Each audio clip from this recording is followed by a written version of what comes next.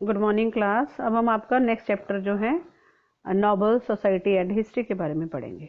ठीक है, जो पिछला चैप्टर था उसमें हमने प्रिंटिंग जो कल्चर था उसके बारे में, उसका ओरिजिन कैसे हुआ इसके बारे में पढ़ा। ठीक है, तो उसी से हमारा जो प्रिंटिंग था उसी से हमारा जो है इसका राइज हुआ, किसका? नॉबल्स का। तो अब हम पढ़ेंगे द राइज ऑफ नॉबल्स।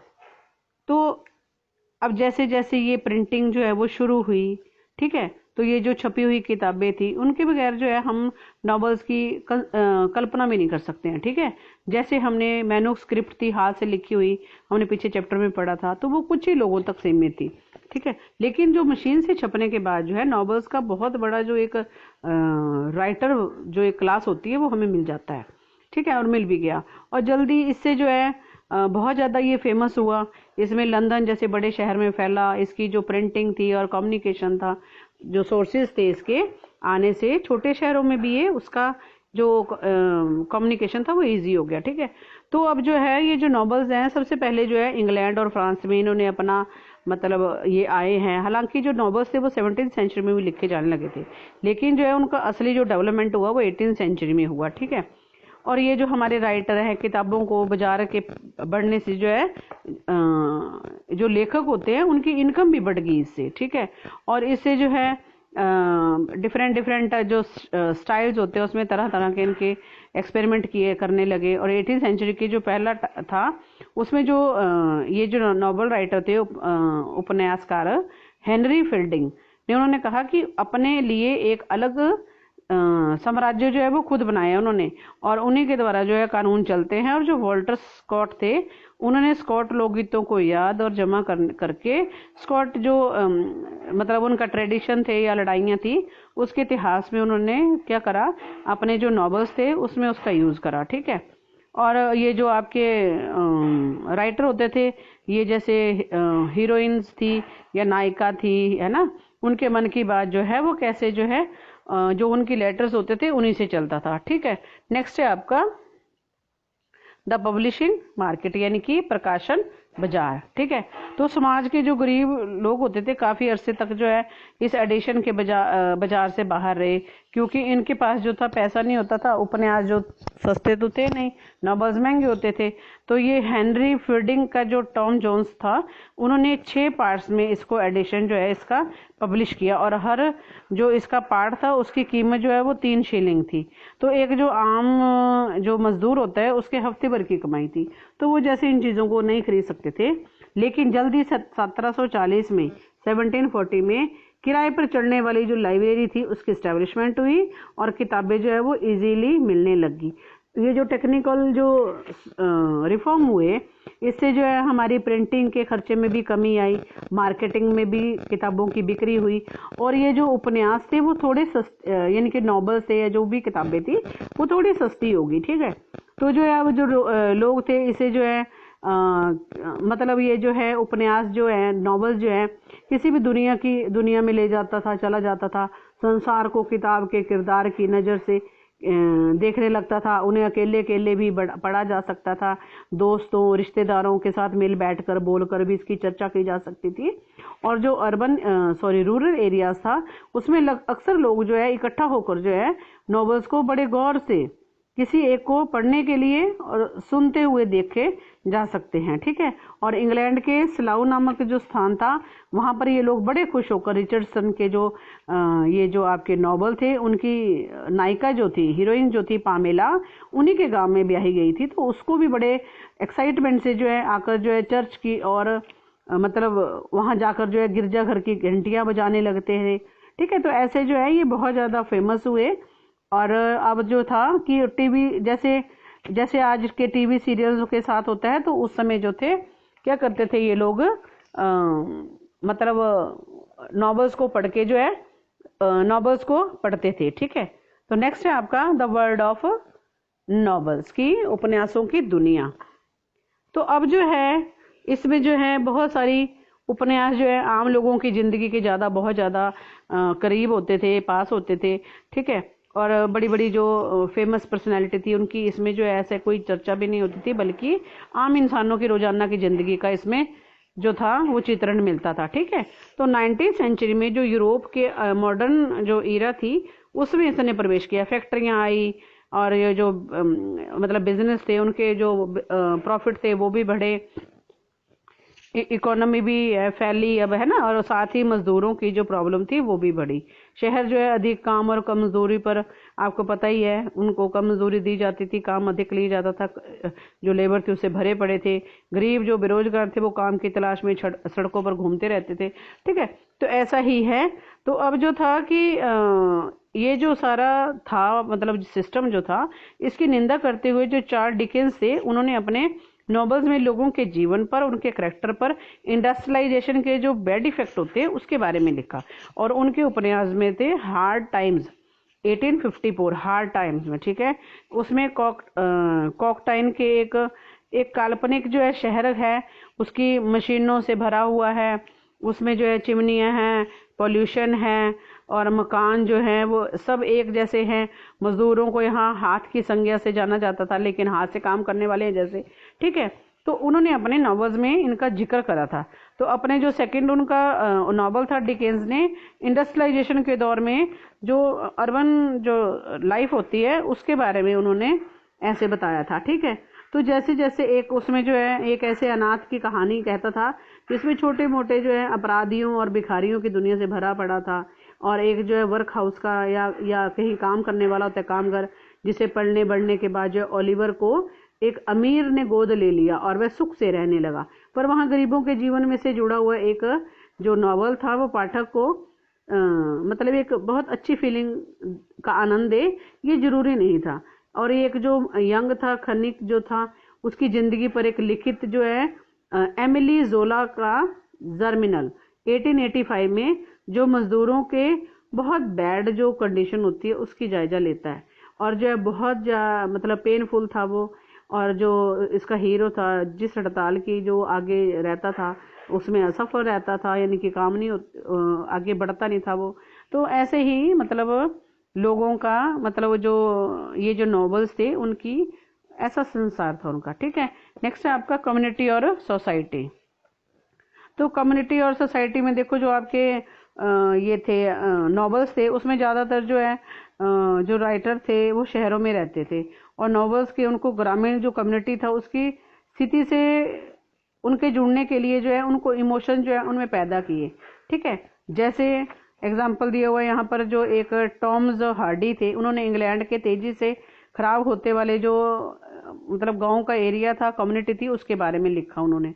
और ये वही समय था जब बड़े किसान जो थे वो क्या करते थे, जमीनों को बाड़ाबंद कर लिया करते थे, और मशीनों पर मजदूर लगाकर जो है अपने बाजार के लिए प्रोडक्शन जो उन्होंने शुरू कर दिया था। ये जो चेंज थी इसका एहसास जो है हार्डी के मेयर जो थे ऑफ कैस्टरब्रिज को 1886 को पढ़कर होता है। और ये कहानी जो थी माइकल हेंचर्ड जो है उनकी है।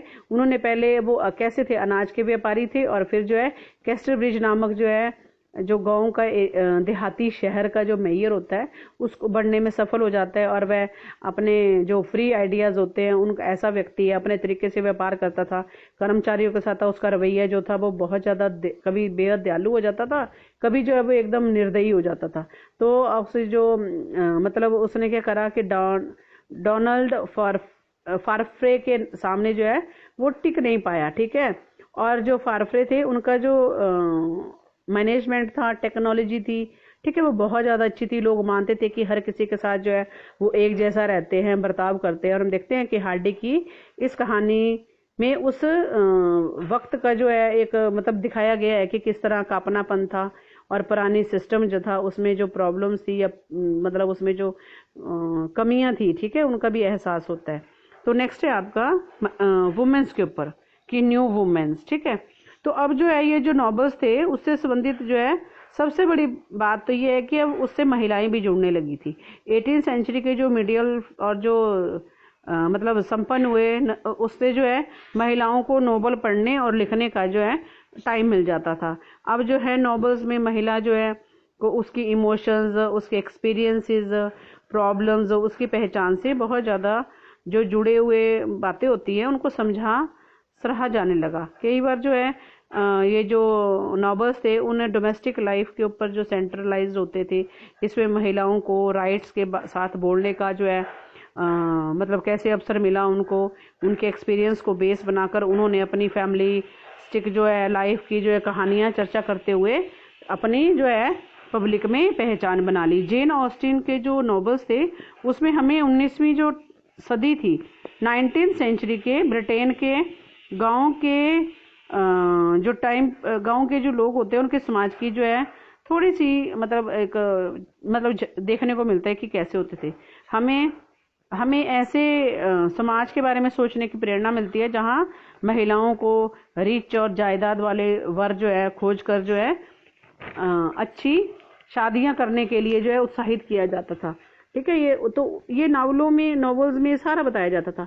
तो जो जेन ऑस्टिन का जो नॉवल था प्राइड एंड परचुडियस की आपके पहली पंक्ति देखें तो उसमें जो है ये लिखा गया है कि ये एक मतलब एक सत्य है कि कोई अकेला आदमी अगर मतलब रिच है या मालदार है तो उसे जो है एक बीवी की तलाश होगी। उसमें ये जो उसका नॉवल था उसकी पहली पंक्ति ऐसी थी। तो इसमें जो है ऑस्टिन के समाज को आप समझ सकते हैं कि उनके जो नॉवेल्स थे वो औरतों को हमेशा अच्छी शादी और पैसे के लिए ही मतलब जो उसके नॉवेल्स थे इसी के इर्द गिर्द जो घूमते थे। लेकिन जो महिला जो नॉवेल्स थे उनमें सिर्फ जो है जो हाउस एक वाइफ होती है उसके कैरेक्टर को ही लोकप्रिय नहीं बनाया, बल्कि ऐसी औरतें भी मिलती है जिनमें सामाजिक जो है सोशल अपनी उसके लिए लड़ती थी और कहानियों में जो राइटर थे उनको विरोध करने की प्रेरणा जो है अवश्य मिली होगी, तभी ये जैसी जो है किताबें जो है या मॉडल नॉवेल्स जो है वो लिखे गए। लोग जो हैं आपको बहुत अच्छे और समझते हैं लेकिन हकीकत में आप बुरी हैं, आप शातिर हैं। ये जो है जेन जो है 10 साल की उम्र में ही बड़ों को पाखंड का मुंह तोड़ जवाब देकर चौंका देती थी। किसी मतलब महिला है उसकी बात की गई है। तो इस जिंदगी से तो आपको आंच भी नहीं आने देंगे। ठीक है, तो नेक्स्ट है आपका जो यंगर्स है उनके लिए जो नॉवेल्स बने गए। ठीक है, तो ये जो यंग थे उनके लिए भी नॉवल एक आइडियल एक पुरुष की तरह जो है बताया गया कि बहुत ज़्यादा ताकतवर, एक सुदृढ़ और फ्री और मतलब साहसी था।